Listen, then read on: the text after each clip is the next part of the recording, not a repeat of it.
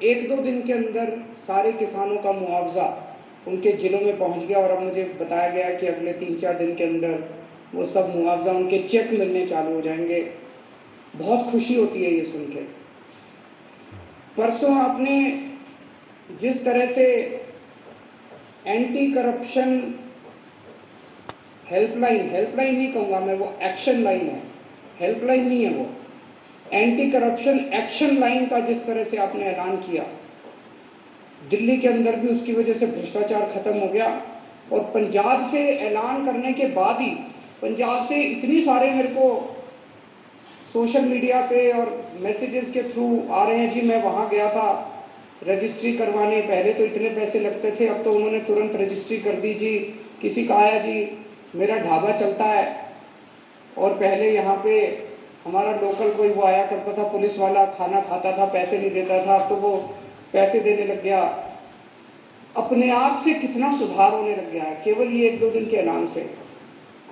और कल जो आपने 25,000 सरकारी नौकरियों का ऐलान किया, बहुत शानदार ऐलान है। आज सबसे बड़ी समस्या पंजाब के अंदर रोजगार की है। इससे लोगों के अंदर एक विश्वास पैदा हुआ है, लोगों को हमसे उम्मीद थी, लोगों को ये लगता था इन लोगों ने दिल्ली में अच्छा काम किया, चलो इनको वोट दो, वोट देंगे तो दिल्ली पंजाब में भी शायद अच्छा काम कर दें। लेकिन पिछले 3 दिनों के अंदर मान साहब आपने जो ऐलान किए और जो काम करके दिखाया है, वो उम्मीद अब धीरे धीरे लोगों की विश्वास में बदलती जा रही है। ये बहुत शुरुआत है आपकी। भगवान से प्रार्थना है, वाहिगुरु जी से प्रार्थना है कि आपको इसी तरह से शक्ति दे, ताकत दे और आप इसी लगन के साथ पंजाब की सेवा करते रहें। एक तरफ आप इतना शानदार काम कर रहे हैं, आपने ओथ भी ले ली, हमारी सरकार भी बन गई, हमारे मंत्री भी बन गए, इतने सारे काम भी कर दिए, और दूसरी तरफ भारतीय जनता पार्टी है जो 4 राज्यों में जीती थी, अभी तक उनसे सरकार नहीं बन पा रही। अभी उनके लड़ाई झगड़े चल रहे हैं, किसको मंत्री बनाएं, किसको ये बनाएं, किसको वो बनाएं, काम तो वो क्या करेंगे, उनसे उनकी सरकारें नहीं बन पा रही। कैबिनेट में जो मंत्रियों को कल शपथ दिलाई गई थी, मैं उनको बधाई नहीं दूंगा, मैं उनको शुभकामनाएं दूंगा।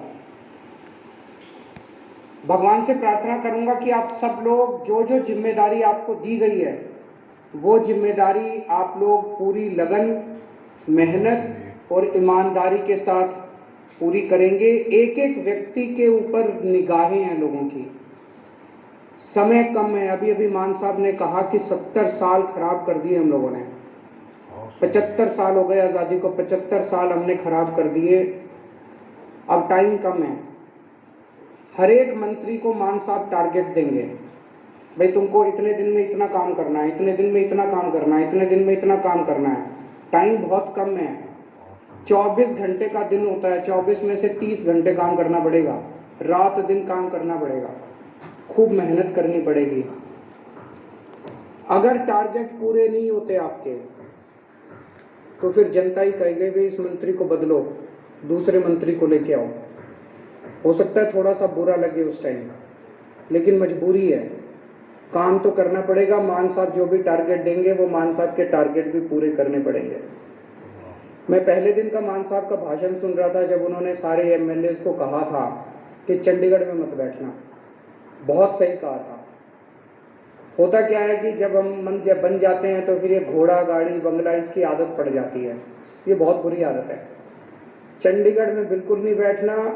हमारी पार्टी का एक एक कार्यकर्ता, हमारी पार्टी का एक एक एमएलए, हमारी पार्टी का एक एक मंत्री लगातार 24 घंटे जनता के बीच में घूमेगा, गलियों में जाएगा, मोहल्ले में जाएगा, पिंड में जाएगा, लोगों की बातें सुनेगा। मैंने सुना है कि कुछ विधायक अपने जो मंत्री नहीं बन पाए वो दुखी हैं। हमारी 92 सीटें आई हैं मंत्री। पंजाब की तरक्की के लिए जरूरी है ये 92 लोगों की एक टीम की तरह काम करना, अपने को मजबूत टीम की तरह। उस टीम का लीडर है भगवंत मान।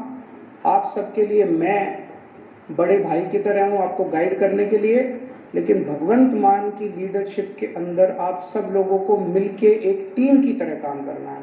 सबको जिम्मेदारियां मिलेगी। अगर कोई मंत्री बना तो वो मंत्री की जिम्मेदारी है, वो कोई बड़ा वो नहीं है, पद नहीं है। किसी को कोई जिम्मेदारी मिलेगी, किसी को कोई जिम्मेदारी मिलेगी, किसी को छोटी, किसी को बड़ी, सबको जिम्मेदारी मिलेगी। जो जिम्मेदारी मिले, जो भगवंत मान आपको जिम्मेदारी दे, वो जिम्मेदारी पूरी करनी है, तभी पंजाब की आगे तरक्की होगी। आपसे पूछना चाहता हूं, आप में से, मैं तो इस बार चुनाव में बहुत ज्यादा डीप में गया था, एक एक कैंडिडेट को मैं जानता हूं, आप में से सब लोगों को मैं जानता हूं। 95% आप में से लोग हैं जो पहली बार चुनाव लड़े थे। कभी जिंदगी में सोचा था एमएलए बनोगे? नहीं सोचा था। ऊपर वाले का कुछ करिश्मा था कि आपको टिकट मिल गई, आप एमएलए बन गए, लोगों का इतना प्यार मिल गया। आप में से कुछ लोग हैं जो बहुत साधारण बैकग्राउंड से आते हैं और इतनी बड़ी बड़ी हस्तियां हार गई आपके सामने। घमंड मत करना, आपने नहीं हराया, जनता ने हराया है। कल आप उनकी तरह काम करोगे, जनता आपको भी हरा देगी। कभी घमंड मत करना।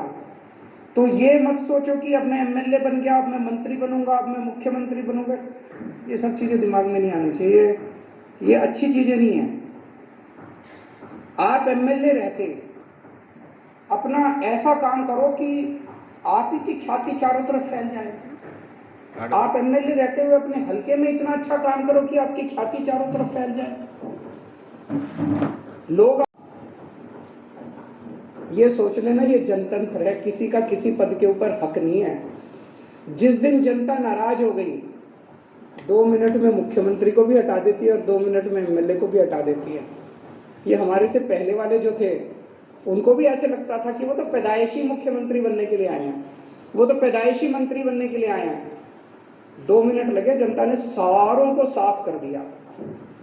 ऐसा ना कर देना कि अगली बार जनता हमें साफ करने के लिए तत्पर रहे। हमें ऐसा करना है कि जनता जिंदगी भर हमारे को प्यार करे, हमें जनता का दिल जीतना है।